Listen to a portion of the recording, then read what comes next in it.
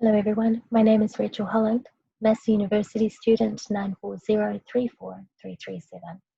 Today's presentation aims to share knowledge to build our understanding of the importance of intercultural competence in the New Zealand education sector.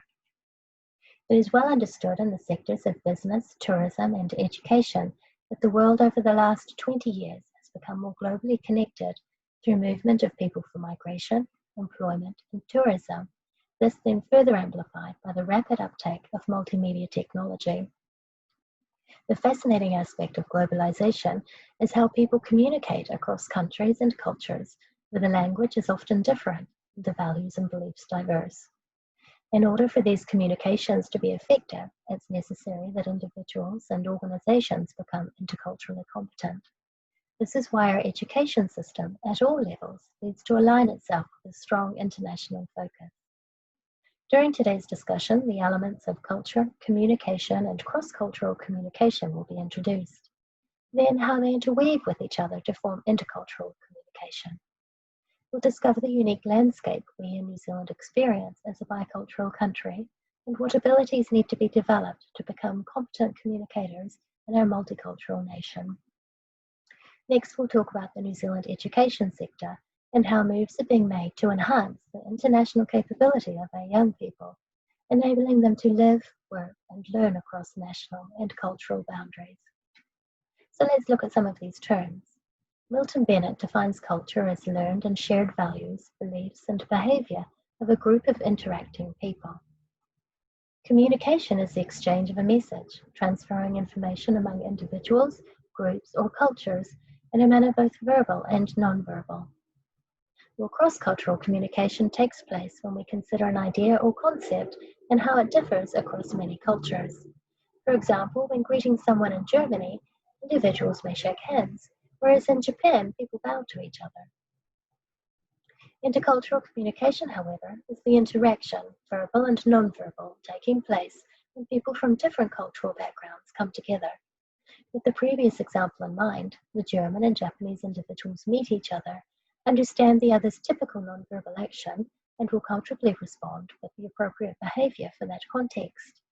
This intercultural competence requires that individuals have the ability to understand and value cultural differences. So how do individuals develop intercultural competency? Michael Byram, a well-known theorist, suggests that there are 5 elements of intercultural competence, these being knowledge, attitude, skills times 2, and awareness. Knowledge pertains to learned information about a person's values and beliefs, everyday living, body language, and social conventions, to name but a few. Also, a person's self-knowledge is vital, that we know our own culture and why we do and say what we do. Add to this attitude, representing an individual's motivation, curiosity, and openness toward another culture. These individuals look at another's beliefs and behaviors with an open mind and consider the other person's perspectives as well as their own. There are 2 skill elements, including first to be able to interpret an event in another culture and relate it to one's own, then responding with appropriate behavior based on previously learned knowledge. Finally, awareness, the ability to take an external view of one's own culture and interactions with others, whilst knowing too the other's perspectives of our culture. So now, knowing what defines intercultural competence and the skills required to be successful in interacting with other cultures, how does this relate to the education sector? In New Zealand, state schools follow the New Zealand curriculum for years 1 to 13 as set out by the Ministry of Education. New Zealand is a bicultural nationhood, and in spirit of the Treaty of Waitangi, a parallel document, Te Marau Tonga Aotearoa, was created, offering schools 2 statements of national curriculum. The vision of New Zealand's education system is to teach young people in such a way as to develop the competencies they need for study, work, and lifelong learning, taking advantage of their full potential. In 2006, the Ministry of Education recognised that changes in New Zealand were taking place in society, the economy, technologies, and increased interactions with our global community.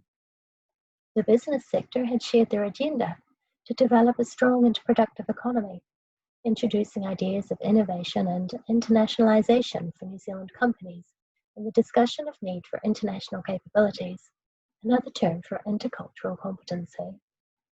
The importance of the new skill set that would be required by students was noted, and through identifying principles, values, and key competencies, an updated curriculum was published in 2015, setting out clearly the foundations for curriculum decision-making to support these initiatives. Of the 8 key principles identified in the curriculum, 4 strongly relate to enhancing a student's intercultural competence. These are the Treaty of Waitangi, acknowledging the bicultural foundations of Aotearoa New Zealand, providing a curriculum that reflects the cultural diversity of New Zealand, ensuring inclusion such that students feel their identities and culture are valued in the school system, and presenting a future-focused learning system, exploring sustainability, citizenship, enterprise, and globalization. Following curriculum consultation, a new learning area, learning languages, was added, there to encourage students to participate more fully in the New Zealand's diverse multicultural society and in the global community. In 2009, intercultural communicative language teaching, ICLT, was put forward as the most effective way of teaching intercultural skills in the learning languages area, presented in 3 strands. The core communication strand encompasses the skills necessary to build the linguistic and cultural knowledge to become good communicators, including listening, reading, and reviewing exchanges. The language knowledge strand focuses on linguistics, grammar, and vocabulary. In the cultural knowledge strand, students learn about the interrelationships between language and culture and how to express themselves in different situations. Learning opportunities at school that will enhance development of international capabilities include promoting language learning opportunities through immersion classes, as well as organizing collaborative learning between diverse learners in the classroom. Adding school-to-school exchanges, overseas trips, and buddy programs will bring practice to the theory. Continued integration of global contexts into different learning areas like visual art, maths, and business brings relativity and context to intercultural competence in day-to-day lives. Of course, continued professional development for teachers is vital so that they are confident in the topic area and reflective of their own culture and perspectives. So to finalize our thoughts, today we have considered the various concepts of communication and culture, and why intercultural competence is vital to the continued innovation and growth of business interactions in a global market. I've highlighted how the education sector has reviewed the New Zealand curriculum to make it relevant for the 21st century, as well as introducing ways to enhance students' international capabilities of knowledge, skills, and attitudes through students' education and continued interaction with people from other cultures. But then we can shrink these ideas down to a local context, where New Zealanders as a nation operate together as one, with understanding and acceptance of each other as individuals, worthy of value and respect.